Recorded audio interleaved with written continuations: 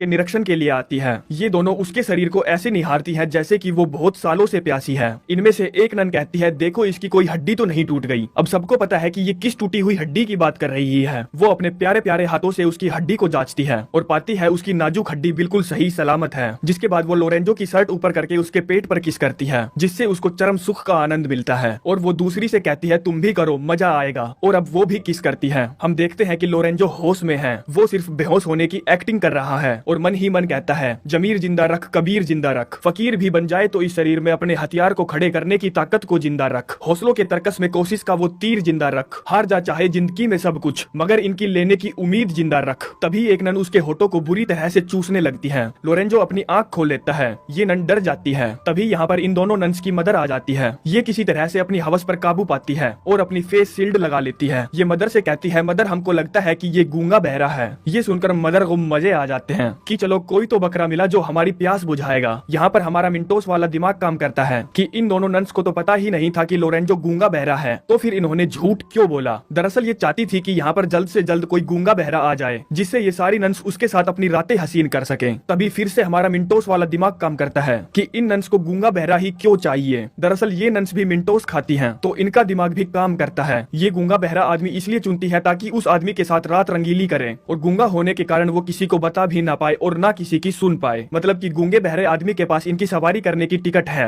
और तो और इन्होंने ही उस पुराने गार्डनर को पेल पेल कर खोखला कर दिया था। इनको उस बुढ़े पर जरा भी दया नहीं आई कि उसकी एक टांग पहले से ही कब्र में है। अब मदर लोरेंजो से पूछती है, क्या तुम गूंगे बहरे हो। लोरेंजो कोई गधा थोड़ी है जो वो कुछ भी सच बोलता। वो इशारे में कह देता है, हाँ मैं गूंगा हूँ। मदर कहती है, ये तो चमत्कार हो गया, एक बावली गांड गया और दूसरा आ गया। और कहती है, जाओ तुम इसको अच्छे से नहला धुला दो। बस फिर क्या था, इसी चीज का ही तो इंतजार था। लोरेंजो जो की आदत से मजबूर था, वो एक शायरी गुनगुनाता है। कहता है, खुशियां तमाम तुम पर निसार कर दूं, हर चाहत की तेरे बड़े सामान पर बौछार कर दूं, तुम आ जाना कपड़े उतार कर मेरे पास, तुम्हारा एक सपना साकार कर दूं। और बस इन्होंने लोरेंजो की शायरी सुनी नहीं और अपने कपड़े उतारे नहीं। ये झटपट उसके टब में चली जाती है और फिर टपा टप टपा टप टपा टप। दूसरी तरफ हम देखते हैं पेम्पिनिया झटबीनों से परेशान होकर चर्च में अपनी सहेलियों के पास जाती है। और यहाँ पर जितने भी लोग हैं वो सारे के सारे वर्जिन हैं। ये आपस में गर्लफ्रेंड बॉयफ्रेंड तो हैं, पर इन्होंने कसम खा रखी है कि ये शादी से पहले किसी का भी नाग नहीं लेंगी। पेम्पिनिया बताती है, झटबीनो मुझसे जबरदस्ती शादी करना चाहता है, लेकिन मेरे पिता ने रसिया के राजकुमार चकलंड से मेरी शादी तय की है और मैं उसी से ही शादी करना चाहती हूँ। तभी दूसरी सहेली कहती है, पहली एक बार राजकुमार चकलंड को देख तो लो,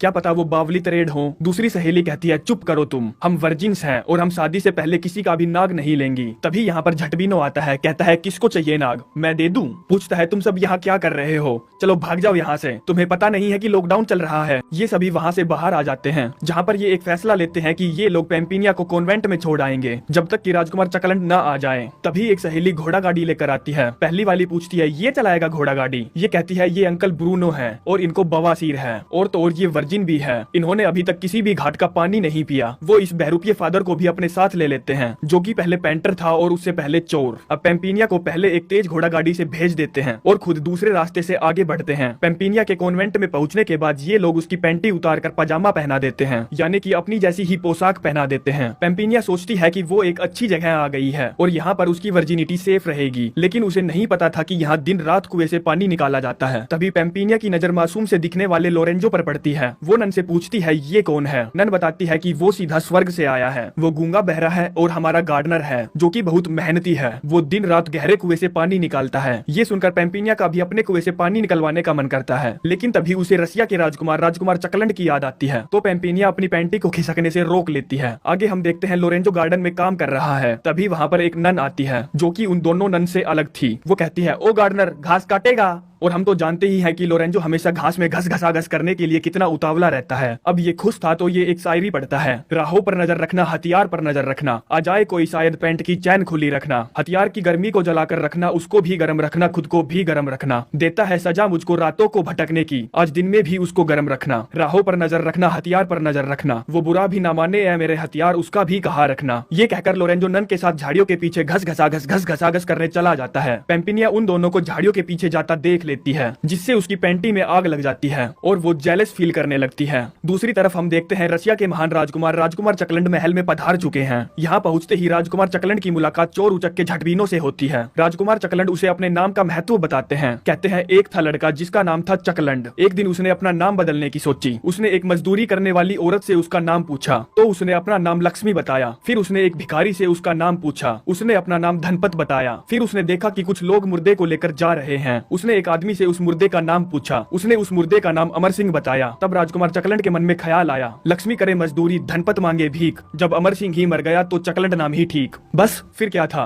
वहाँ तालियां बजने लगती है उसके मन में। राजकुमार चकलंड चोर उचक के झटबीनों को पैम्पिनिया का फादर समझता है। कहता है मैं आपके लिए और आपकी बीवी के लिए कुछ तोहफा लाया हूँ, जिसे देखकर आपकी बीवी को मजा आ जाएगा। झटबीनो कहता है नहीं, मैं पैम्पिनिया का फादर नहीं हूँ। राजकुमार चकलंड कहते हैं तो फिर आप उनके दादाजी होंगे। झटबीनो कहता है नहीं, मैं पैम्पिनिया का होने वाला खसम हूँ। राजकुमार अपने सिपाहियों से कहता है इसकी शक्ल देखने में तो कुत्ते जैसी लग रही है। जिसके बाद वो चोर उचक के झटबीनो से कहता है दिन में संडे का, ताकत में अंडे का, मास्टर के डंडे का और झाटों में झटबीनो का कोई जवाब नहीं। और ये कहकर राजकुमार चकलंड कुछ समय के लिए वहाँ से चले जाते हैं। तभी रास्ते में उसको एक आदमी मिलता है। वो बताता है पैम्पिनिया गाँव के बाहर एक कॉन्वेंट में गई है और वहीं आपसे शादी करेगी। ये सुनकर चकलंड उस गाँव के लिए निकल पड़ता है। हम देखते हैं कि लोरेंजो के कमरे में दो और नई नन्स अपनी खुजली खुजलवाने आती है। वो कहती है खुजली एक पहेली है जो समझी ना जा सके, खुजली एक सहेली है जो बनाई ना जा सके, खुजली एक क्वेश्चन है जो सुलझाया ना जा सके, खुजली एक लम्हा है जो भुलाया ना जा सके, खुजली एक तूफान है जो रोके ना रुकेगा, खुजली एक निशाना है जो चूके ना चुकेगा। और कहती है प्लीज हमारी खुजली खुजला दो, जैसे तुमने कल दोपहर गार्डन में उस नन की खुजली खुजलाई थी। ये दोनों अपने कपड़े उतार देती है और हम तो जानते ही हैं लोरेंजो हमेशा लोगों की हेल्प करने के लिए डट कर खड़ा रहता है। दूसरी तरफ हम देखते हैं पैम्पिनिया की सहेली जंगल के रास्ते से गाँव की तरफ बढ़ रही है। तभी रास्ते में दो लड़कियां उनके बॉयफ्रेंड को इशारा देकर बुलाती है। कहती है आ जाओ दूध पी लो। बुलाती है मगर जाने का नहीं। बुलाती है मगर जाने का नहीं।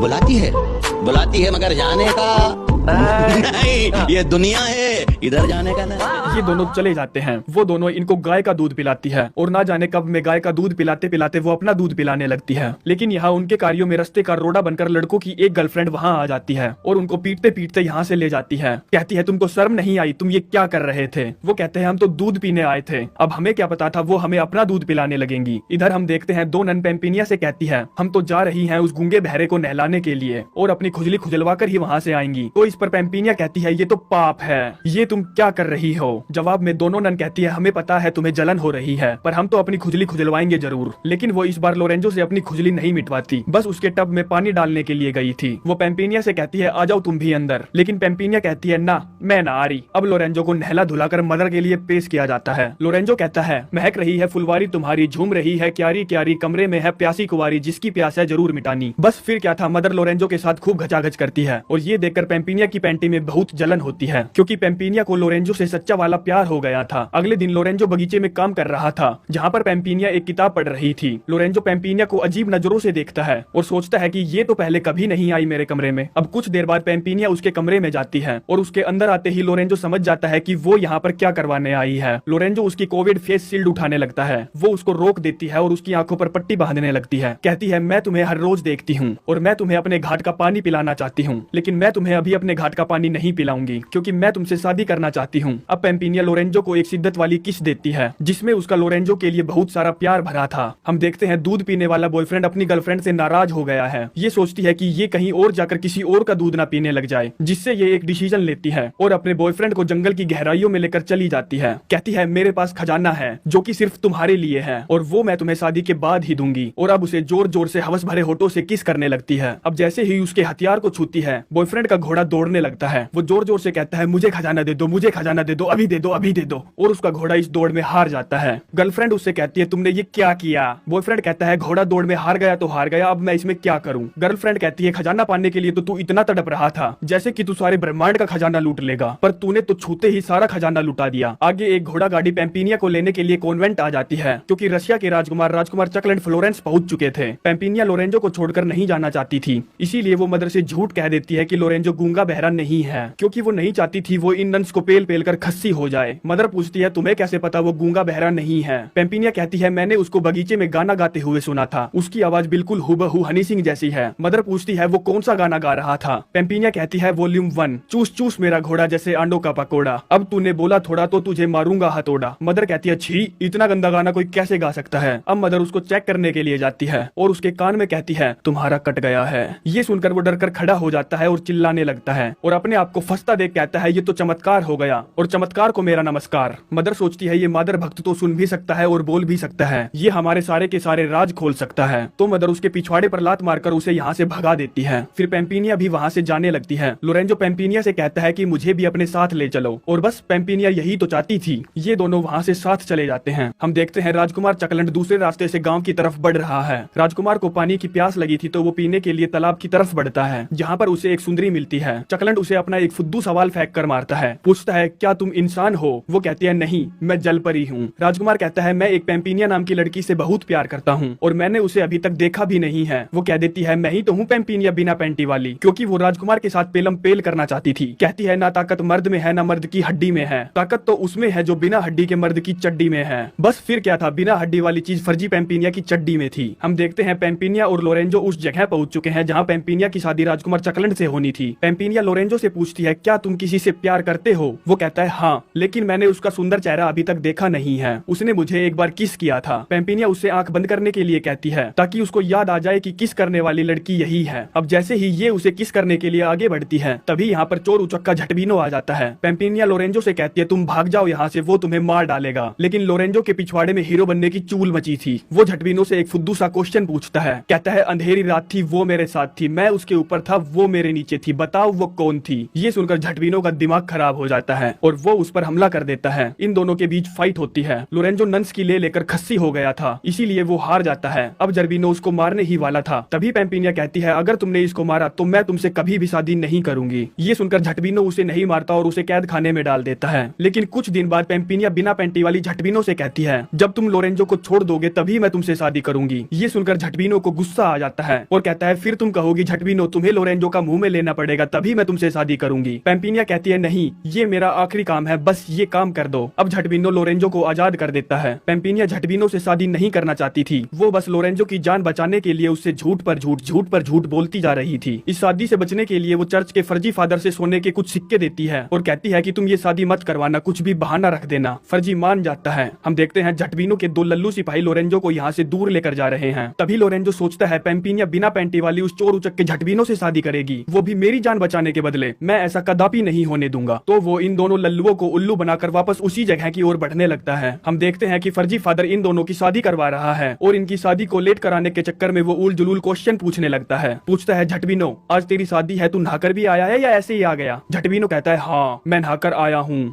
फादर पूछता है कितने घंटों पहले नहाया था, क्या तूने अपनी टांगों के बीच में पानी डाला था। फादर झटबीनो से कहता है अपने हाथ दिखा। झटबीनो अपने हाथ दिखाता है। फादर कहते हैं छी तेरे नाखून कितने गंदे हैं और कहता है मैं तेरी शादी नहीं करा सकता क्योंकि तेरे नाखून गंदे हैं। झटबीनो जाकर अपने हाथ धोकर आता है। फादर कहता है मैं शादी कराने के पैसे भी लेता हूँ, कभी तू ये सोच रहा हो कि मैं फ्री में शादी करवाता हूँ क्योंकि तू शकल से ही चोर उचक्का लगता है। ये सुनकर झटबीनो को गुस्सा आ जाता है और वो अपनी तलवार फादर के गले पर रख देता है। लेकिन तभी यहाँ पर राजकुमार चकलंड आ जाता है और साथ में लोरेंजो भी होता है। ये दोनों मिलकर झटबीनो के लोगों से फाइट करने लगते हैं। हम देखते हैं झटबीनो यहाँ से भागने की कोशिश कर रहा है, तभी लोरेंजो उसका रास्ता रोकता है और ये दोनों फाइट करने लगते हैं। इस फाइट के दौरान लोरेंजो उसे एक कुएं में धकेल देता है जिससे झटबीनो का राम नाम सत्य हो जाता है। तभी यहाँ पर पेम्पिनिया आती है। वो राजकुमार चकलंड से कहती है मैं तुमसे शादी नहीं कर सकती। ये सुनकर राजकुमार चकलंड की फटकर हाथ में आ जाती है। अब जब पेम्पिनिया अपनी फेस शील्ड उतारती है तो राजकुमार चकलंड कहता है कि तुम तो पेम्पिनिया नहीं हो, पेम्पिनिया तो मुझे तालाब में मिली थी, मैंने अपनी बिना हड्डी वाली हड्डी उसकी चड्डी में डाल दी थी। तभी यहाँ पर वो फर्जी पेम्पिनिया आती है। राजकुमार कहता है मैं तो इसी से शादी करूंगा। इसके बाद लोरेंजो वहाँ से जाने लगता है। पेम्पिनिया उसको रोकती है, पूछती है तुम कहाँ जा रहे हो। वो कहता है मैं उसी किस वाली लड़की को ढूंढकर उससे शादी करने जा रहा हूँ। पेम्पिनिया लोरेंजो से आंख बंद करने के लिए कहती है और उसे किस करने लगती है। लोरेंजो तुरंत पहचान जाता है कि ये वही लड़की है जिससे वो प्यार करता है और अब वहाँ पर मौजूद सभी मर्द अपने अपने जुगाड़ को किस करने लगते हैं। इसी के साथ ये कहानी यहीं पर समाप्त हो